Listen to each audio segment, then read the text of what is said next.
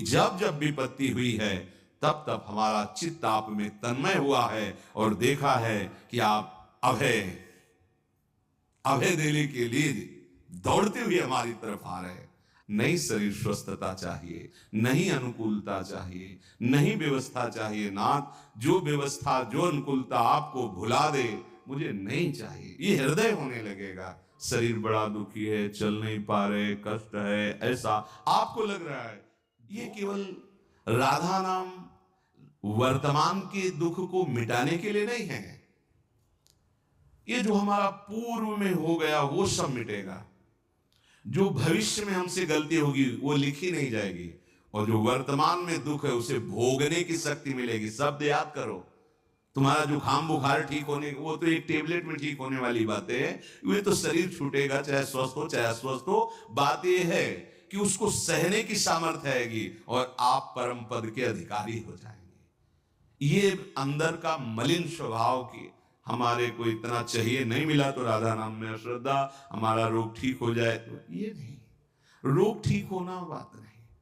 महाप्रभु चैतन्य देव जब यात्रा में, तीर्थ यात्रा में, तो किसी नगर में गए तो सब लोग दर्शन पा करके आह्लादित हो रहे थे। तो एक वासुदेव नाम के जो महानुभाव थे उनके शरीर में गलित कुष्ठ था, वो चल भी नहीं पा रहे थे। तो ऐसे घसीटते हुए सुना महाप्रभु, तो उनके दर्शन के लिए, और उनको बहुत विलंब लगा। शरीर पीड़ा से युक्त और ऐसी बदबू आती, ऐसा पीव, तो बड़े कष्ट। जब वहां पहुंचे तो पता चला महाप्रभु चले गए।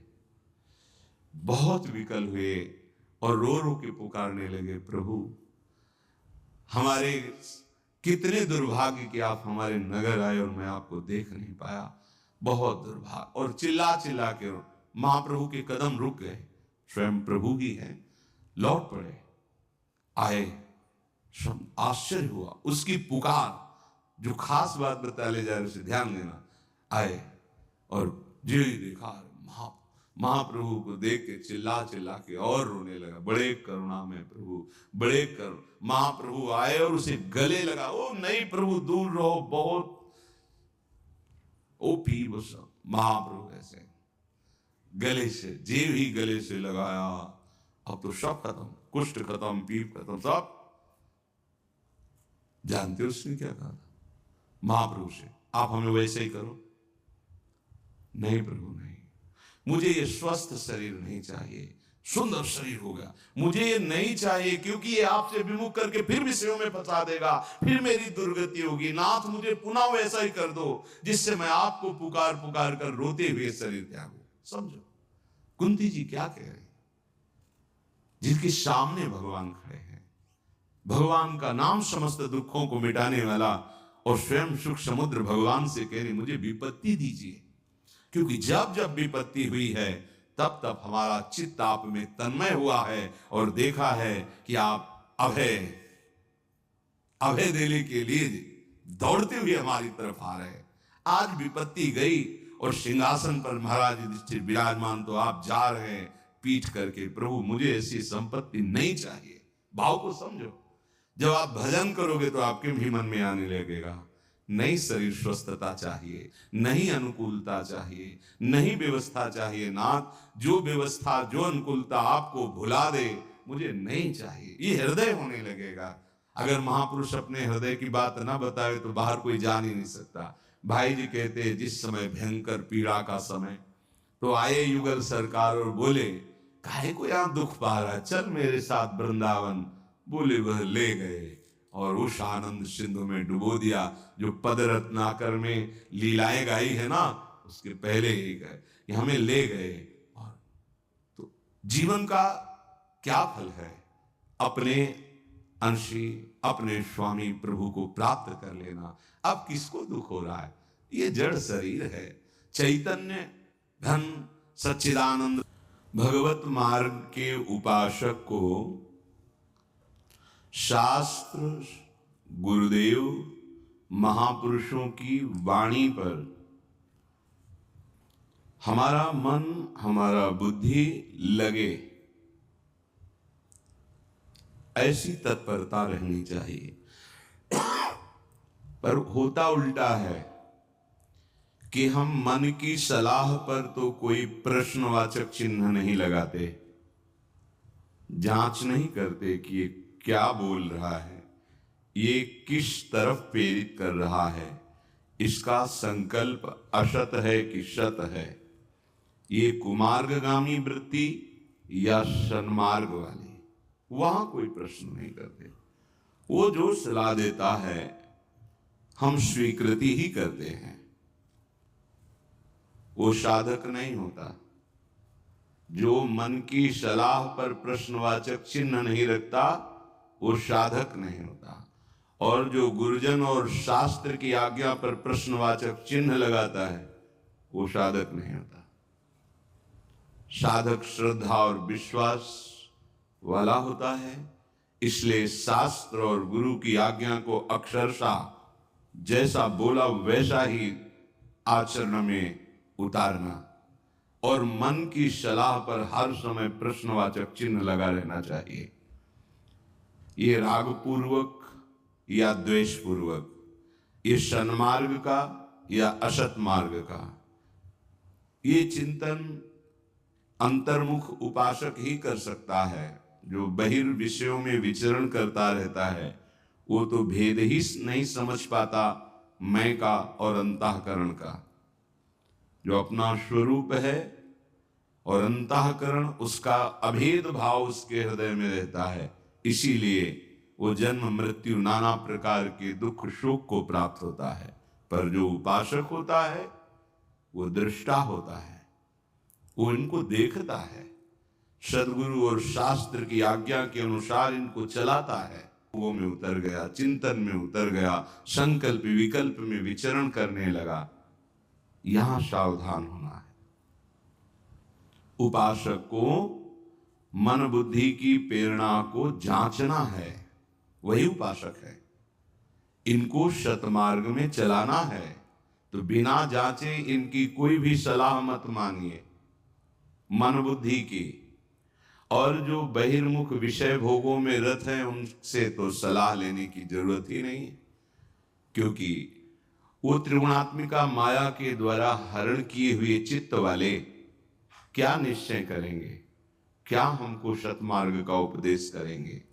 जिसकी भोग में ऐश्वर्य में महत्व बुद्धि हो गई है, चित्त अपरित हो गया है, उनकी बुद्धि मलिन होती है, निर्णय ठीक नहीं होता है। निर्णय शास्त्र सम्मत सद्गुरु आज्ञा पर चलने वाले उपासक की बुद्धि का ठीक होता है। तो उपासक को चाहिए कि ये जो हमारी दुर्दशा का कारण है, बुद्धि मन की सलाह को न जांचना, इसे सुधार करें। इतने तदात्म हैं हम मन बुद्धि में कि वो जो दिखा रहे हैं वही हम देख रहे हैं, जो सोचवा रहे हैं वही हम सोच रहे हैं, जो करवा रहे हैं वही हम कर रहे हैं, और हम कहते हैं अपने आप को उपासक हैं। क्या उपासना हो रही? मन बुद्धि के अनुसार चलने वाला उपासक नहीं होता। शास्त्र सम्मत मन बुद्धि की सलाह, गुरु वचन के अनुसार मन बुद्धि की प्रेरणा, तब तो स्वीकृत, नहीं तो हम उसको धिक्कार दें, उसको डांटें। ऐसी नीच प्रवृत्ति का तू हमें उत्साह बढ़ा रहा है, सलाह दे रहा है, संकल्प कर रहा है, कभी नहीं। धिक्कार है तुझे। ऐसा अवसर मिलने पर भी तू भगवत विमुख चेष्टा के लिए संकल्प बना रहा है। नाम जप करते हुए उन बातों को जो भगवत विमुख करने वाली सलाह देता है उनको मिटा रहे। आपके अंदर विवेक शक्ति है, जागृत कीजिए। पर हम उल्टा करते हैं, शास्त्र और गुरु आज्ञा में क्यों लगाते हैं, बड़ा संशय बना रहता है। मन बुद्धि की सलाह पे नहीं।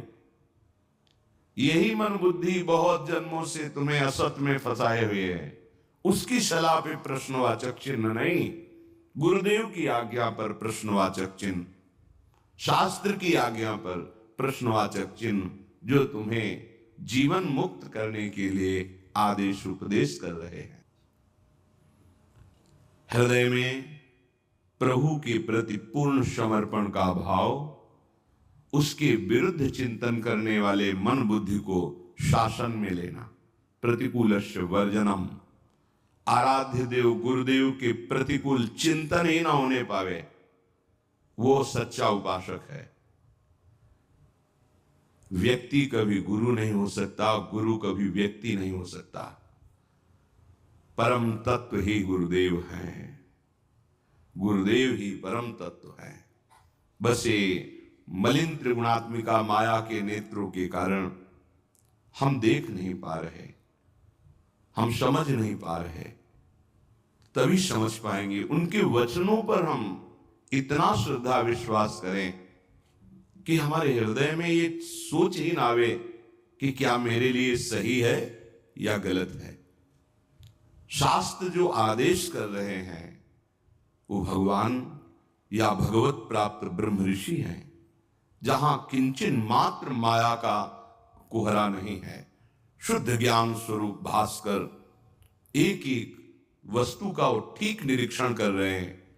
कैसे बाधाओं को नष्ट किया जाता है, कैसे परम पद में आरूढ़ हुआ जाता है, महापुरुषों ने कृपा करके शास्त्रों में वर्णन किया है, भगवान ने कृपा करके वर्णन किया है। गुरुदेव उन्हीं शास्त्र सम्मत अनुभव को सहज सरल भाव से आपको परोस रहे हैं। आप बस पाइए और स्वस्थ हो जाइए, स्वरूप स्थित हो जाइए, निर्विकार हो जाइए।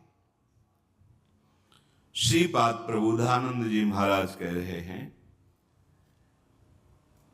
अहह परम मग्नो सर्वसेतुर्ब्रज युवराज इहात्युदार भावः विहरति यदि राधयैव वृंदावन परम त्वयि मे तदा क्व चिंता हरिभक्तिमहं न कामये मम मुक्ति प्रतिभाति सुक्तिवत् नयनेन निपीय राधिका रतिकुंजैरति मंजुलम बनम। विश्वास, परम पद, आत्मसमर्पण, परम प्रेम। समझ लीजिए, हे वृंदावन धाम, मैंने सुना है कि आपकी गोद में प्रिया प्रीतम समस्त बंधनों को तोड़ करके महाप्रेम रस में निमग्न है। यहां सर्व सेतुर्ब्रजे, शास्त्र नियम विधि निषेध, जीव देहाभिमानी उसको मुक्त करने के लिए है। प्रभु की प्राप्ति जब हो जाती तो वो उपासक भी विधि निषेध परे हो जाता है। विधि निषेध नहीं दास अनन्य उत्कट व्रतधारी, करनी अकरनी दो विधि भूले, विधि निषेध सब रहे धरे। हो गया काम विधि निषेध का, अन्वय व्यतिरेक का काम हो गया, भगवत साक्षात्कार। फिर प्रभु तो प्रेम के खिलौना दो खेलत है प्रेम खेल, यहां विधि निषेध कहां। ये तो आगम निगम पुराण जिसे नेति नेति कह के वर्णन करते हैं, वो परम रस खेल रहा है। कहां? श्रीधाम वृंदावन में। तो कह रहे आहा परम मग्नम। ये बात सोचकर हमें परम हृदय में आनंद हो रहा है कि मैं वो यहीं रह रहा हूं जहां प्रिया प्रीतम खेल रहे हैं। भले मुझे दिखाई नहीं देते, पर यहीं रह रहा हूं जहां हमारे प्रिया प्रीतम प्रेम मगन हो करके विधि निषेध से परे महारसमयी क्रीड़ा कर रहे हैं। हे उदार स्वभाव वाले वृंदावन, जब आपने मुझे स्वीकार कर लिया तो अब फिर मुझे कोई चिंता नहीं। परम त्वयि में तदा क्वा चिंता, अब क्या चिंता करना है। यह है विश्वास और आत्मसमर्पण। हमें रात दिन प्रिया प्रीतम देख रहे हैं, हम उनके घर में रह रहे हैं। हम उनको इसलिए नहीं देख पा रहे हैं कि हमारा अभी चिंतन और है, आशाएं और हैं, सुख की भावना कहीं और है, अपना कोई और है। ये रसिकों के संग से मिट जाए तो खुले नेत्र इन्हीं नयनन सब सुख देखत, अपनो जन्म सुफल कर लेकर। जो जन्म की सार्थकता है, परम सुकुमार नव किशोरी किशोर के चरणों की समीपता का अनुभव, वो इसी जन्म में इन्हीं नेत्रों से हो जाएगा। इन्हीं नेत्र में वो प्रेम प्रकाश हो जाएगा, अपना कोई और नहीं। हृदय में, ये जो हृदय में मन की प्रेरणा के अनुसार हम विचरण करते हैं, यही सबसे बड़ी बाधा है। मान लीजिए प्रार्थना, इसी को सुधारना है। ये नजदीक तक पहुंचने पर फिर वापस कर लेता है, बहुत बलवान है। ये कोई छोटी मोटी बात नहीं कि 2-4 महीने भजन किए और मन को आपने संभाल लिया। गुरु कृपा करे तो मिनट भी बहुत है, लंबा होगा, एक पलक झपकते ही हो, पर उनकी कृपा के लिए हमें उनको अपना मानना होगा। उनके सिवा हमारा कोई नहीं। जब हृदय में बात होती तभी कृपा उतरती। ये मन बहुत बहुत बिगड़ा हुआ है, बहुत बिगड़ा हुआ। ये जो हमारा मन विषयों में हमें घसीट रहा है, बस यही समस्या का समाधान करना है। 5 ज्ञानेंद्रियों के साथ मिलकर ये हमारी दुर्गति करता चला आ रहा है। हर बार समझते हैं कि इसमें सुख नहीं है, फिर भी बलात् वो संकल्प करता है, क्रिया कराता है। अब सुधार हो जाए, यदि आप अपने को असमर्थ देख लें और समर्थ की शरण में आ जाएं, पर यह भी नहीं हो पाता। अहंकार इतना बढ़ा हुआ है कि अपने को असमर्थ, असहाय ऐसा नहीं देख पा रहे हैं, इसलिए सहायता मिल नहीं रही है। सच्ची मानिए, महाबल तुम्हारा इंतजार कर रहा है कि तुम उसकी तरफ देखो और पुकारो, तो हर मार्ग की बाधा हट जाएगी। हमारे अंशी श्री हरि हैं, हम उनके अंश हैं। हमें जितनी सामर्थ्य है, हम प्रतिकूलस्य वर्जनम सिद्धांत को अपने हृदय में उतारें। जो नहीं करना चाहिए वो नहीं करूंगा, और जब आप नहीं रोक पा रहे तो आपका भी पूरा बल, आपके अंशी इस बात का इंतजार कर रहे हैं कि आप पुकारो। बिना पुकारे तो सम्मम प्री सम्मम उपजाए, फिर तो विधान चल रहा है, सृजन पालन संहार। आप अगर अपनी बाधा हटाना चाहते हो, दुख मिटाना चाहते हो, तो पुकारो। जहां आपकी पुकार हुई कि महाबल आप में प्रकट हो जाएगा और हर बाधा हटानी नहीं पड़ेगी, अपने आप हट जाएगी। जीते विनायक शुभ अशुभ विघ्न करे नहीं कोई, विघ्न करे नहीं कोई, डरे कलिकाल कष्ट भय, हरे सकल संताप हरसी हरिनाम जपत जय। ये नाम जप करना मानो हम हर क्षण अपने प्रभु को पुकार रहे हैं। पर सबसे बड़ी दुर्भाग्य की बात यह है कि हम अपने को असमर्थ नहीं देख पा रहे हैं, हम अपने को असहाय नहीं मान रहे हैं, हम अपने को ये नहीं देख पा रहे कि मेरी सामर्थ्य इसको दूर करने की नहीं है, तो मैं सामर्थ्यवान को पुकारूं। हा गुरुदेव, हा हरि, हा प्रियाजू।